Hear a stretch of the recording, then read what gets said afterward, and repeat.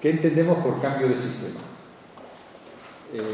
Frecuentemente oímos alusiones al sistema o al cambio del sistema y solemos creer que tenemos un concepto similar al de los demás respecto a estos términos. En realidad, si preguntáramos a otros, quizá veríamos que esto no es de ninguna manera así. De hecho, poca gente da una idea precisa acerca del sistema cuando se le pregunta, y aquellos que sí tienen una idea precisa frecuentemente difieren mucho entre sí. Generalmente, al hablar de sistema, la gente se refiere al conjunto de normas y comportamientos de las estructuras sociales y políticas que gobiernan la vida de las personas. En este momento histórico es ya muy claro para casi todo el mundo que la interdependencia de los países es tal que de una u otra manera este sistema es único en todo el planeta. Hasta ahí casi todo el mundo está de acuerdo y no se suele profundizar mucho más. Por supuesto, esto es muy insuficiente. Ya el hecho de la uniformidad del sistema en todas partes debería llevarnos a cuestionarnos cómo es esto posible. O bien todos estamos de acuerdo, lo cual parece difícil, o bien este sistema es impuesto, se esté o no de acuerdo. En realidad pienso que se da parte de ambas cosas. Es cierto que los individuos están obligados a actuar de acuerdo a unas leyes que definen el tipo de sociedad que vivimos. También es cierto que un tipo de sociedad es más favorable para unos individuos que para otros. Así es que esto nos conduce al hecho de que un tipo de sistema favorece unos intereses o valores determinados. Si precisamos más, en realidad, el sistema obedece a una cierta ordenación de los valores. Es decir, a una escala en la que todo se coloca por orden de importancia, desde el punto de vista del sistema, desde lo más a lo menos importante. Si definimos el valor 1, vemos que todo en la construcción de ese sistema se arma mirando a esa referencia máxima. Si tal como muchos sostenemos, el dinero se hubiera instalado como el valor máximo en este sistema, el gobierno, la justicia, la ciencia, todo se orientaría en su funcionamiento teniendo en cuenta eso como principal referencia. El sistema además viene definido por la metodología que utiliza para establecer su valor primario en el todo social. Entiendo que el sistema recurre a la violencia cuando no puede imponer su valor por medios más fáciles. Estas dos características, el dinero como valor central y la violencia como metodología de acción, entiendo que hacen a la esencia de este sistema. No solo en su comportamiento individual y colectivo, sino que de ellos se deriva una dirección, una visión del mundo, una moral, una mentalidad, etc. Dado el momento histórico que nos ha tocado vivir, donde en el campo del conocimiento frecuentemente se prima una visión analítica sin fomentar las ideas de proceso y de síntesis, es muy frecuente pensar ingenuamente que los diferentes planos de la vida humana son realidades independientes entre sí. Me explico. Con frecuencia se analiza la realidad política, por ejemplo. Se ven los problemas y se dice que cambiando tales o cuales leyes, esos problemas se solucionarían. Como decía antes, me parece que ese es un punto de vista muy ingenuo. Esas soluciones solo serían posibles si habláramos de puntos muy superficiales y secundarios que no afectaran a la esencia del juego político, a los intereses del sistema. Por ejemplo, veamos un ejemplo. Quizá podrían salir adelante algunas leyes que regularan un poco el tema de la construcción y de la disponibilidad de viviendas. es un ejemplo. Pero es claro que aquellos que buscan su enriquecimiento rápido y a toda costa seguirían en sus 13, no importa con qué ordenamiento jurídico o administrativo. Encontrarán la manera de retorcer la ley a su favor o simplemente de saltársela. Y para ello, por supuesto, que contarán con las complicidades necesarias dentro de la estructura de gobierno. Si la cantidad de cambios secundarios que se hicieran fuera tal que afectaran a la esencia del sistema, por ejemplo, si un gobierno decidiera crear un conjunto de leyes que supusiera, en la práctica, que en el tema de la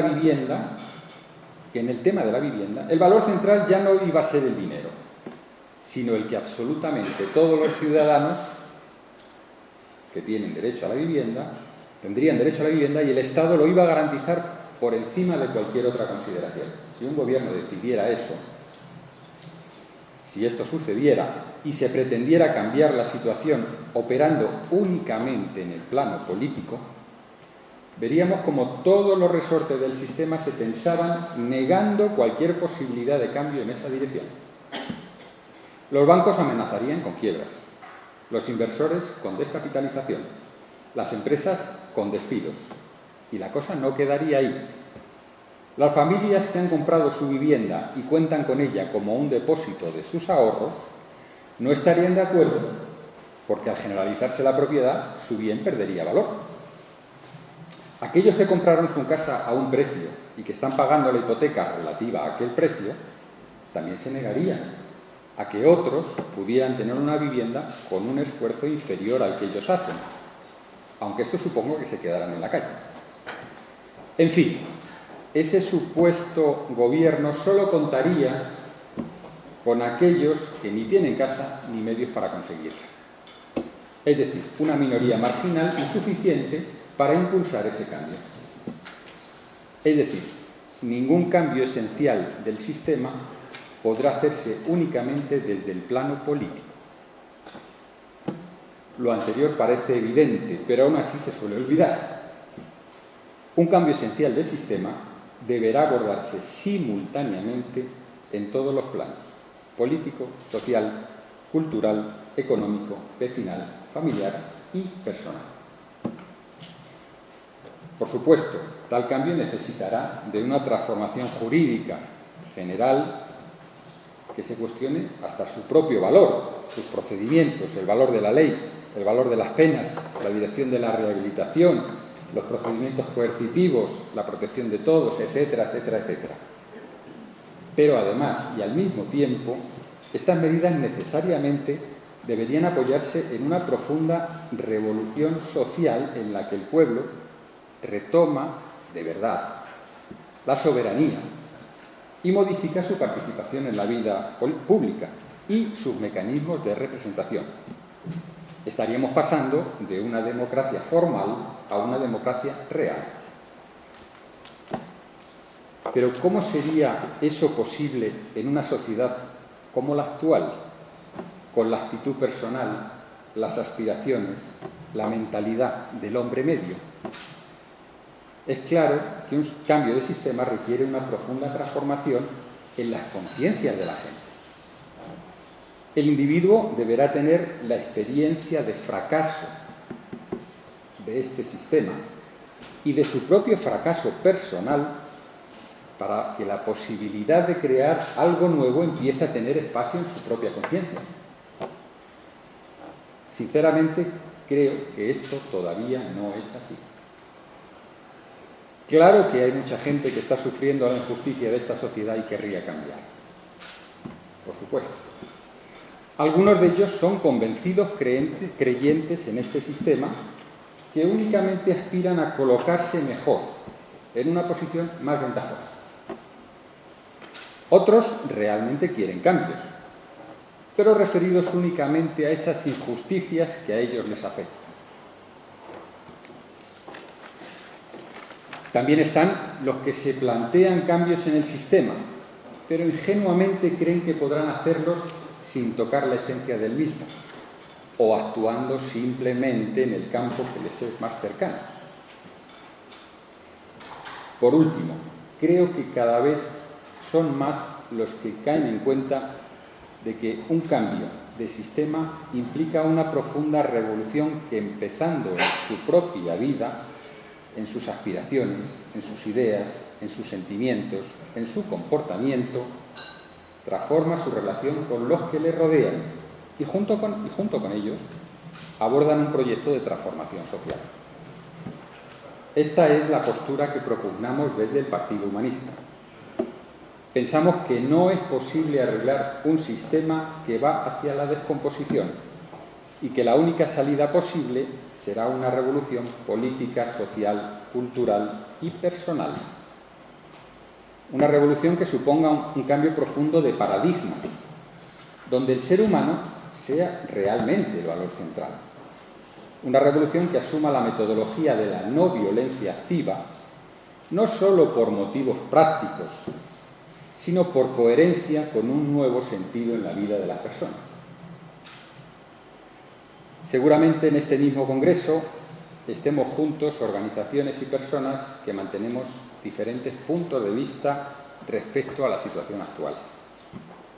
Si bien pienso que seguramente a la mayoría de los aquí presentes nos une una actitud de denuncia de una situación que rechazamos y de búsqueda de soluciones a los problemas de la gente, posiblemente tengamos diferencias de enfoque y, aunque mantengamos coincidencias sobre la acción coyuntural, quizá las posibles direcciones de futuro que contemplemos sean diferentes.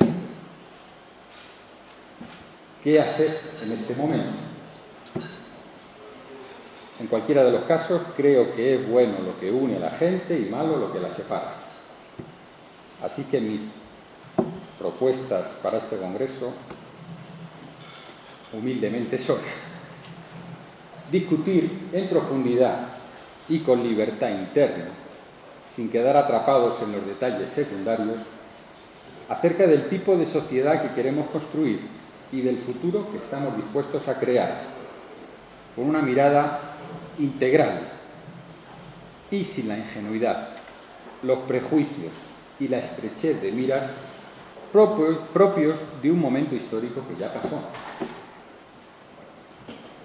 Fomentar las acciones conjuntas en la base social, en la calle, en la universidad, en los barrios, en denuncia de las injusticias de este sistema, al tiempo que vamos reconstruyendo unas relaciones y un tejido humano muy deteriorado actualmente. Consideramos que nuestra diversidad de ideas y puntos de vista es una riqueza y que un intento uniformador, por ejemplo, una candidatura única a elecciones, debe ser contemplado con mucha precaución, al tiempo que apoyamos decididamente la colaboración y la participación en multitud de actividades que puedan ir desembocando en un movimiento social amplio y diverso. Damos las gracias a los organizadores de este Congreso por su generosa labor y desde ya agradecemos la oportunidad que se nos brinda de participar y seguir trabajando en esta iniciativa. Por último, una palabra de ánimo para aquellos que pudieran sentir que la tarea que nos queda por delante es demasiado grande o demasiado difícil. La historia, esa vieja pícara, siempre atareada, cocinando en su gran olla los anhelos de los hombres, hace tiempo que da señales de estar harta de seguir removiendo el mismo guiso. Así es que creo que deberíamos prepararnos para cambios muy profundos. Pues ya se sabe, una vez que esa vieja se lanza, no se para luego en pequeñeces. Nada más, muchas gracias.